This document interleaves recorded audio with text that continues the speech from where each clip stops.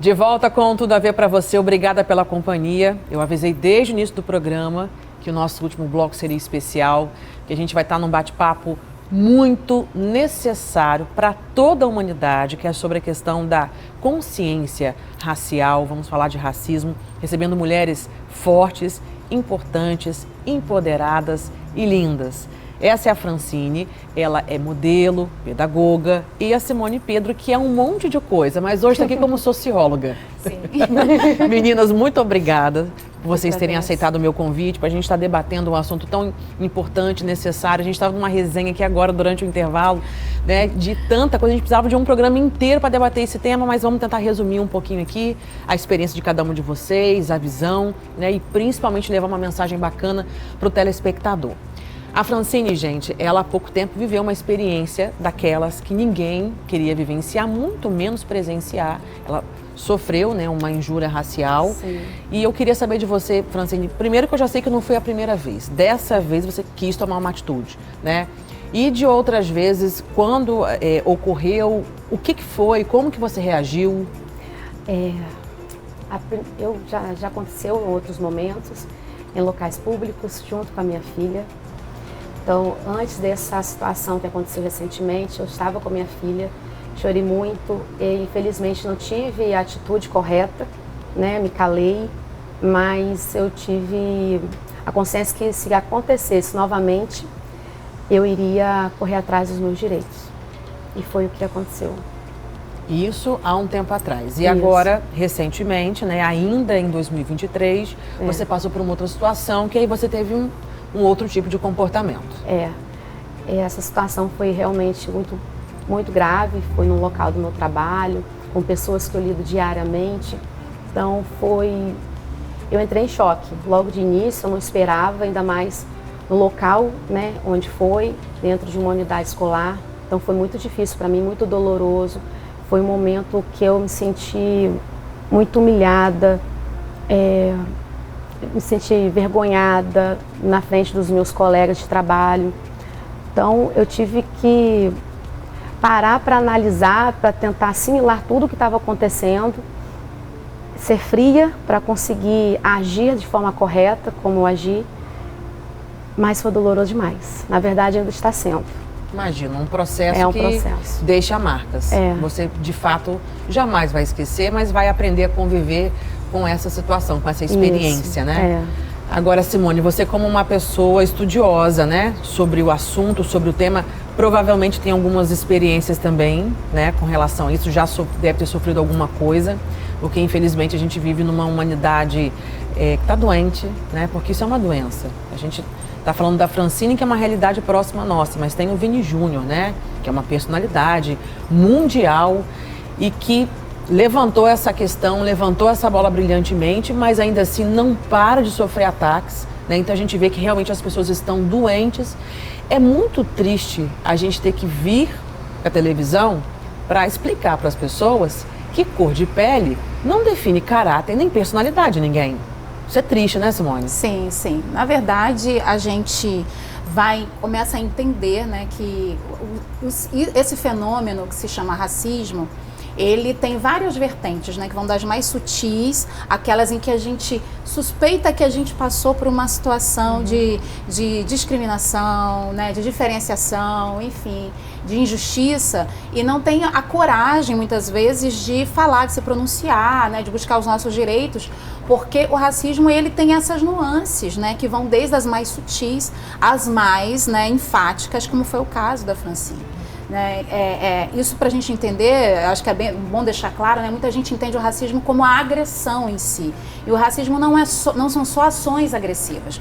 O racismo, ele é todo um sistema de pensamento, de crenças, algumas limitantes. Inclusive, o racismo, ele já esteve presente nos ambientes acadêmicos. Né? Há teorias que se disseram científicas, né, para justificar a diferença entre as raças.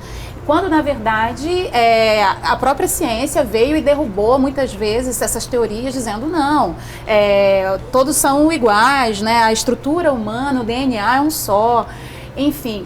Então, todo esse processo, todo esse fenômeno, na verdade, é um fenômeno que muitas vezes é justificado por grupos para que, enfim, haja uma justificativa para a violência, mas principalmente com o intuito de poder, né? Historicamente, o racismo, ele tem essa característica. Só que qual é o grande perigo, né, desse fenômeno na história? É o que ele deixa para a cultura, é a herança que ele deixa para a nossa cultura. E é isso que a gente assiste hoje. Porque quando a gente fala assim, meu Deus, ainda 2023, eu estou passando, eu estou assistindo, eu estou presenciando, testemunhando essas situações. Porque isso, na nossa cultura, é algo muito presente, é revisitado, é muito atualizado. E a gente pode se assustar muitas vezes assistindo como isso ainda está fresco, né? Como a gente ainda, muitas vezes, tem um comportamento muito colonial. E quando eu digo a gente, é toda a sociedade. Não importa se sejamos negros ou brancos, as pessoas negras sofrem racismo, mas elas também são frutos de uma sociedade que é racista. É bom a gente entender o seguinte, que não bate, a conta não bate quando a gente fala assim, meu Deus, eu não sou racista, minha família não é racista, mas as estatísticas estão aí para dizer o contrário.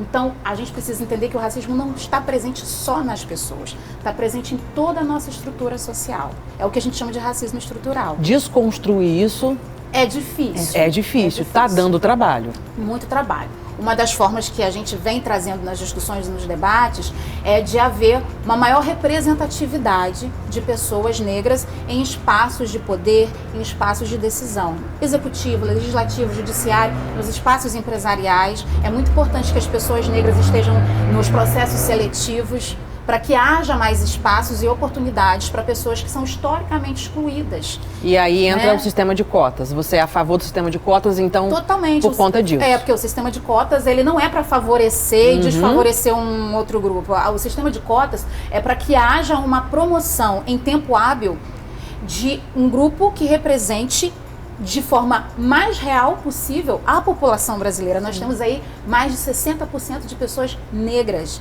no nosso país. Se você olhar para os espaços de poder, é totalmente inverso. Então, alguma conta não bate. Um país que se diz não racista, mas os espaços de poder, né, estão sempre as pessoas validadas como brancas. Nesse mês que a gente fala de consciência negra, né, muito se fala em muitas matérias, muitas personalidades acabam falando um pouco mais. O que você acha que está faltando, né? Principalmente, eu acho que a gente pode falar de leis, né, mais eficazes, mais atuantes, porque as pessoas hoje que cometem, né, o crime do racismo, a injúria racial, elas vão para a delegacia, elas são até mesmo presas, detidas, mas pagam fiança e saem. E aí você acha que enquanto continuar com isso, ainda isso vai acabar fazendo com que outras pessoas não esquentem a cabeça e realmente ofendam porque vão pagar uma fiança e vão sair? A legislação é uma conquista do movimento negro durante muitos anos. Pode ser considerada, inclusive, como leis bastante bem pensadas, porém, realmente por essa ausência de representatividade, dificilmente essa lei é levada ao seu objetivo máximo, que é o de punir pessoas para que se assuma publicamente, socialmente, que racismo é crime, né? Que essa forma de criminalizar, de punir, de olhar para um cidadão de forma diferenciada só pela cor de pele dele, é um crime. Então, quando essa lei não atinge seu objetivo final, a gente continua naturalizando essa forma de tratar as pessoas com fenótipos negroides, enfim, e também com qualquer característica que faça lembrar pessoas negras. Você sabe que às vezes eu tenho muita preocupação com as minhas falas, né? No cotidiano, dentro de casa, no convívio com os colegas aqui no programa, porque a gente carrega culturalmente alguns termos que são extremamente racistas, como, por exemplo, aquele móvelzinho que fica na sua cabeceira de cama, o criado mudo. Né? Muita gente não sabe a origem, por que aquele móvel se chama criado mudo. E aí, quando eu tive acesso à história, eu aprendi a não mais repetir esse nome. E aí, quando eu quero falar desse móvel, meu filho pega para a mamãe, né, o celular que está naquele móvel de cabeceira. Sim, né? sim. E aí tinha listas negras, listas brancas, né? O negro remete ao ruim, a lista é ruim, a branca ao bom, né? Ao que é acessível. Então, esse tipo de fala e de termo, a gente tem que tomar muito cuidado, porque é algo cultural, Simone. A gente vem arrastando isso dos nossos antepassados, né?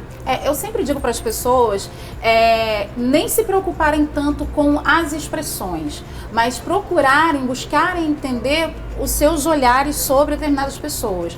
Nós, mulheres negras, né, passamos por muitos percalços, por entenderem que mulher negra deve ter um tipo de identidade, um tipo de intenção, um tipo de comportamento, que muitas vezes não é o nosso, né? Nós não somos assim.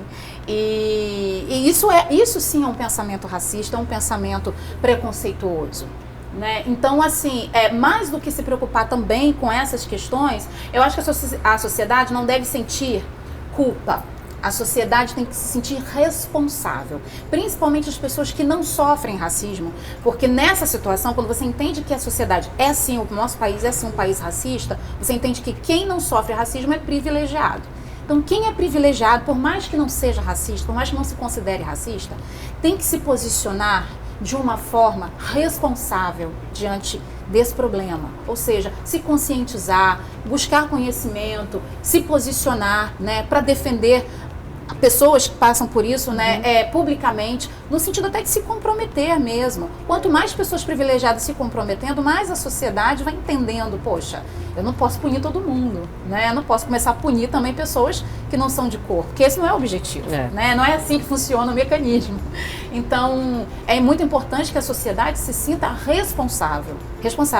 É uma responsabilidade de toda a sociedade, não só das pessoas negras, né? Porque a gente fala muito em consciência racial no mês de novembro e vão sempre buscando as pessoas negras para falar dos seus problemas, mas essa responsabilidade é do país inteiro. É de todo mundo. É de todo mundo. Francine, sua filha tem quantos anos? 5. 5 anos, 5 né? anos.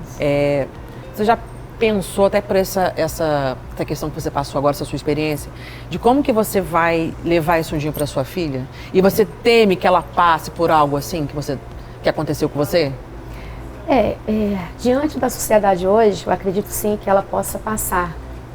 Isso sim no futuro dela, mais para frente. E logo quando eu pensei em agir, imediatamente veio minha filha.